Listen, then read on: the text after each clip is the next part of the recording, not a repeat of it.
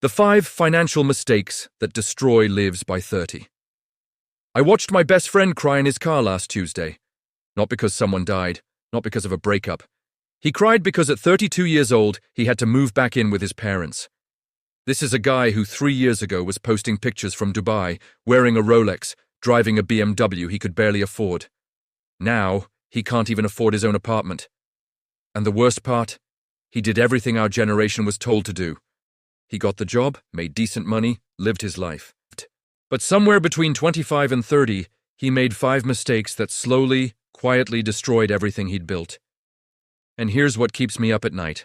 I almost made the same ones. Actually, I did make some of them. The difference is I caught them just in time. What you're about to hear isn't theory from some finance textbook. This is what actually happens when you hit 30 and realize the choices you made at 25 have backed you into a corner you can't escape. This is about the 5 financial mistakes that don't just hurt your bank account. They fundamentally change the trajectory of your entire life. Before we go further, I need you to do something. If you've ever felt that sick feeling in your stomach when you check your bank account, if you've ever wondered why you work so hard but never seem to get ahead, hit that like button right now. And subscribe, because what I'm about to share might be the difference between financial freedom and financial prison by the time you hit 35. I'm not exaggerating. The statistics on this are terrifying, and most people don't see it coming until it's too late. My friend didn't. I almost didn't. So stay with me here because this gets dark before it gets better. But I promise you'll walk away knowing exactly what to avoid. Let me take you back to where this all started. My friend, let's call him Marcus, graduated college at 23 with a marketing degree and about $30,000 in student loans. Nothing crazy by today's standards. He landed a job making $55,000 a year in a mid-sized city. Not rich, but decent. Comfortable. And this is where the first mistake happened, except he didn't know it was a mistake at the time. None of us do. That's what makes it so dangerous. See, Marcus grew up middle class. His parents worked hard, paycheck to paycheck, never had much extra. So when Marcus got that first real paycheck, something shifted in him. He told me he felt like he'd finally made it. He'd finally escaped that constant stress he watched his parents live with. And he wanted everyone to know it. New apartment in the trendy part of town, $1,200 a month when he should have been paying maybe $800. New wardrobe because he needed to look the part at the office. A car payment on a used Audi because, in his words, he deserved something nice after all those years of struggling through school. Here's what nobody tells you about lifestyle inflation.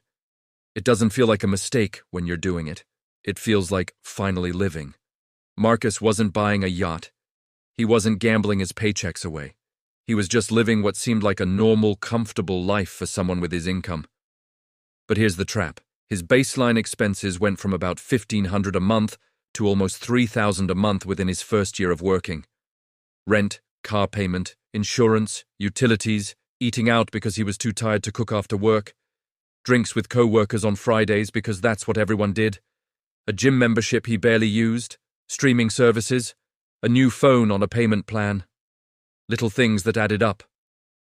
And after taxes, his $55,000 a year was really about $3,400 a month take-home. So he was spending almost everything he made just to maintain this lifestyle.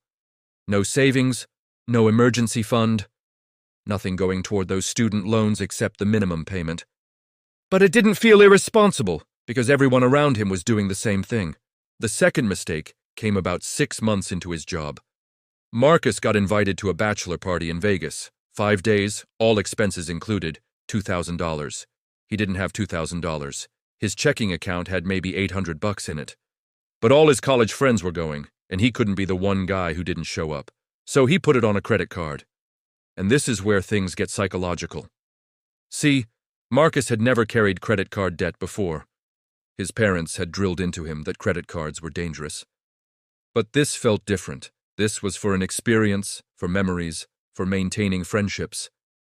He'd pay it off over a couple months, no big deal. Except he didn't pay it off over a couple months. Because 2 weeks after Vegas, his car needed new tires, $600.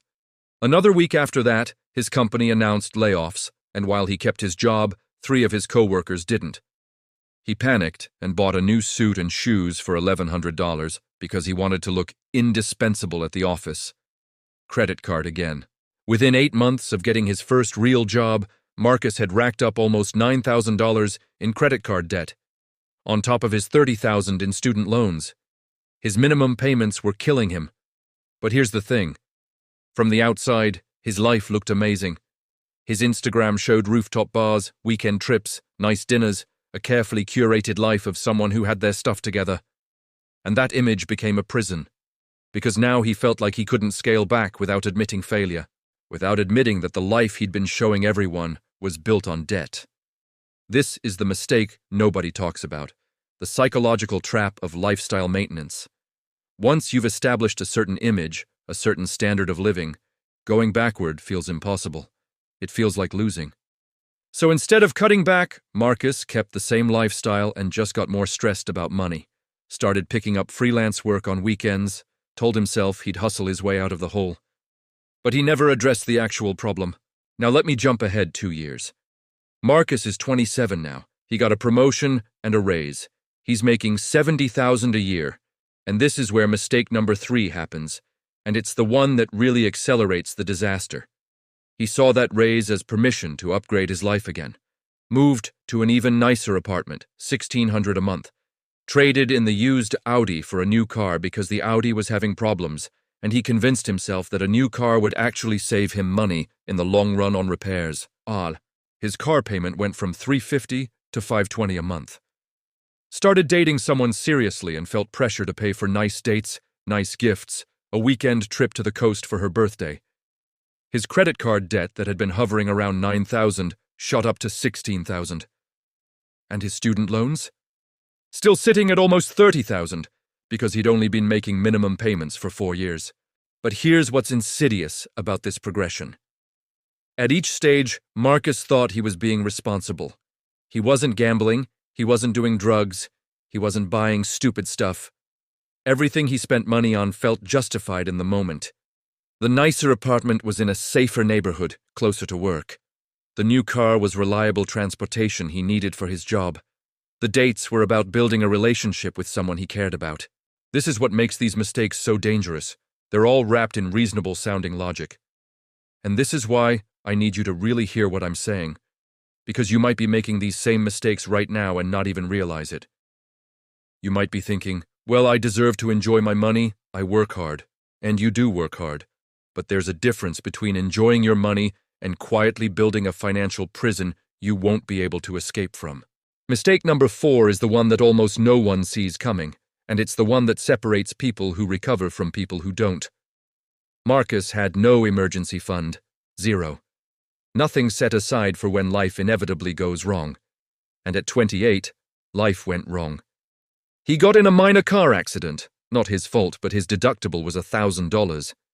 2 months later, he had to fly home because his dad had a health scare. Last-minute flight, missed work, another $1,200 he didn't have. Then his company went through restructuring, and while he didn't lose his job, his hours got cut. And his salary dropped back down to $60,000. In the span of 4 months, he had nearly $4,000 in unexpected expenses and a pay cut. With no emergency fund, everything went on credit cards. His debt ballooned to $23,000, and now the minimum payments were so high that he was basically living paycheck to paycheck, using credit cards to cover the gap between his expenses and his income, which meant the debt kept growing even though he wasn't buying anything extravagant. This is the spiral. This is what financial destruction actually looks like. It's not dramatic. It's not a sudden catastrophe. It's a slow accumulation of reasonable-seeming decisions that compound into an impossible situation. Marcus was now 29, making $60,000 a year, with $23,000 in credit card debt, at an average interest rate of 21%, and still had $28,000 in student loans. His minimum payments alone were eating up almost 40% of his take-home pay. He couldn't save. He couldn't invest. He couldn't even think about buying a house or starting a family or any of the things he thought he'd be doing by 30. And the stress was destroying him. He wasn't sleeping. He was snapping at his girlfriend. He was calling in sick to work because he couldn't handle the anxiety. This is what happens when financial mistakes catch up to you. They don't just affect your bank account, they poison every other part of your life. But the fifth mistake, this is the one that turned a bad situation into a catastrophic one.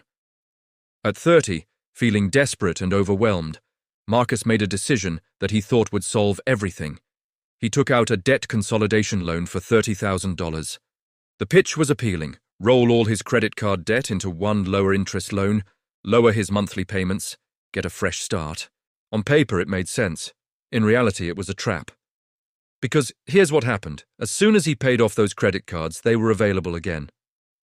And within 6 months, stressed and not having fixed any of his underlying spending habits, he'd racked up another $8,000 in credit card debt. Now he had the consolidation loan payment, new credit card debt, and still had his student loans. He was in worse shape than before, except now he'd run out of options. No more credit available. Credit score tanked. Couldn't get another loan if he wanted to. When Marcus called me last year, right before his 32nd birthday, I could hear the defeat in his voice. He told me he'd done the math and realized that if he kept on his current path, making minimum payments and occasionally adding to the debt when emergencies came up, he wouldn't be debt-free until he was 53 years old. 53. 2 decades of his life, gone, just trying to recover from mistakes he made in his 20s. He told me he felt like he'd missed some crucial instruction manual that everyone else got. Like there was some secret to managing money that nobody taught him. And I understood exactly what he meant because I'd felt the same way. The difference was, I figured it out at 27 before things got completely out of control. But watching Marcus go through this, I realized these 5 mistakes aren't rare. They're epidemic, and they're destroying people's lives in slow motion.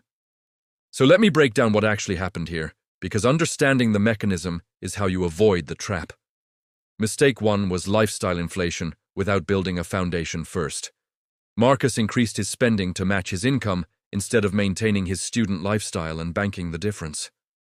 If he'd kept living like a broke college student for just 2 more years while making $55,000, he could have built a $20,000 emergency fund and knocked out a huge chunk of his student loans. Instead, he upgraded his life immediately and left himself with 0 margin for error. Mistake 2 was using debt for experiences and emergencies instead of having cash reserves. The Vegas trip, the car repairs, the emergency flight home, all of it went on credit cards because he had no savings. And once you start using debt for living expenses, you're in a death spiral because you're now paying interest on top of your normal costs, which means you fall further behind every month. Mistake 3 was treating every raise as permission to spend more instead of an opportunity to fix the foundation. When Marcus went from $55,000 to $70,000, that extra $15,000 a year should have gone entirely to debt payoff and building savings. Instead, his lifestyle expanded again, and he ended up even more leveraged than before. This is the hedonic treadmill in action. You think more money will solve the stress, but if you don't fix your habits, more money just means more expensive problems. Mistake 4 was having 0 emergency fund, which turned normal life events into financial catastrophes. Car accidents happen, family emergencies happen, job situations change. If you don't have a buffer, each of these events pushes you deeper into debt, and eventually you reach a point where you can't recover. And mistake 5 was trying to solve a behavior problem with a financial product. The consolidation loan didn't address why Marcus was overspending in the first place. It just reset the scoreboard while he kept playing the same game. Now here's what haunts me about this whole thing. Marcus isn't stupid. He's not irresponsible. He's not a bad person. He's just a normal guy who made normal mistakes that our culture actively encourages. We're told to live our best lives, to treat ourselves, to not miss out on experiences. We're surrounded by images of people living these amazing lives, and we want that too. Credit card companies make it incredibly easy to spend money you don't have. Social media makes it feel like everyone else has it figured out, and you're the only one struggling. And nobody, not our parents, not school, not society, teaches us the actual mechanics of how money works and how quickly bad decisions can compound into disaster. So we stumble through our 20s making choices that seem fine in isolation, but combine into a financial nightmare by 30. I mentioned earlier that I almost made these same mistakes. Let me tell you how I avoided them, because this is the part that might actually save you. At 26, I was heading down the exact same path as Marcus. New job, decent salary, upgrading my lifestyle, starting to carry credit card debt. But I had this moment. I was lying in bed at like 2 in the morning, couldn't sleep, just feeling this low-grade anxiety that I couldn't shake. And I opened my banking app and actually added up all my debt for the first time. Really looked at it. I had about $12,000 on credit cards and $25,000 in student loans, and I did the math on how long it would take to pay off if I just kept making minimum payments. The number was 16 years. I was 26 years old, looking at being in debt until I was 42, and I just broke. Like something clicked in my brain and I realized I was building a prison for my future self. So I did something that felt extreme at the time, but was actually the only logical choice. I moved out of my nice apartment and into a tiny, cheap place with a roommate. Cut my rent from $1,300 to $650. Sold my car and started taking public transit. Cut my monthly car expenses from about $500 to $90 for a transit pass. Stopped eating out except once a month. Cancelled subscriptions I didn't use. Stopped buying clothes unless something literally wore out. And I took every single dollar I freed up and threw it at my debt. It sucked. I'm not going to lie to you and say it was easy or fun. My social life took a hit because I stopped going out as much. I felt embarrassed about my situation. But within 18 months, I'd paid off all my credit cards and had a $10,000 emergency fund. Within 3 years, my student loans were gone, and by 29, I was completely debt-free with money in the bank, investing for retirement, and actually building wealth instead of just surviving. The difference between my outcome and Marcus's outcome came down to one thing. I caught it early, and I was willing to be uncomfortable for a few years to fix it. Marcus kept trying to maintain the lifestyle while hoping the problem would solve itself, and it never does. It only gets worse. And this is what I need you to understand. If you're in your 20s right now, the decisions you make in the next few years will determine whether you spend your 30s building wealth and freedom or drowning in debt and stress. It's not dramatic. It's just math. Compound interest works both ways. It can build wealth or bury you in debt. The habits you establish now will follow you for decades. And the longer you wait to fix this stuff, the harder it gets. Not because the math gets more complicated, but because your life gets more complicated. Once you have a spouse, kids, a mortgage, aging parents who need help, your margin for error disappears completely. So what do you actually do? Here's the truth nobody wants to hear. You have to live below your means for a period of time. Not forever, but long enough to build a foundation. You need 3 to 6 months of expenses in an emergency fund before you do anything else. You need to pay off high-interest debt as aggressively as possible. You need to resist lifestyle inflation when you get raises. Bank at least half of any raise, and use it to strengthen your foundation. You need to understand that experiences bought with debt aren't really experiences. They're future stress you're pulling into the present. And you need to stop comparing your financial situation to what you see on social media, because I guarantee most of those people posting about their amazing lives are just as stressed about money as you are. They're just hiding it better. This isn't about being cheap or missing out on life. It's about building real security so you can actually enjoy your 30s, 40s, and beyond without constant financial anxiety. Marcus is working his way out of it now. He moved back in with his parents, which was humiliating for him but necessary. He's on a strict budget, throwing everything at his debt, and he'll probably be okay eventually. But he lost years. Years he can't get back. Years of stress and anxiety and feeling trapped that he didn't have to experience if he'd just known this stuff earlier. And that's why I'm telling you this story. Not to scare you, although if you're a little scared right now, good. That might save you. But to give you the information that could change your trajectory before it's too late. If this resonated with you, if you recognized yourself in any part of this story, I need you to subscribe to this channel right now. Hit that like button and comment below. Tell me which of these 5 mistakes you've made or are currently making. Be honest, even if it's uncomfortable. Especially if you disagree with something I said. I want to hear it. Because the more we talk about this stuff openly, the more people we save from the slow-motion financial disaster that's becoming normal for our generation. Your future self is watching what you do right now. Make them proud.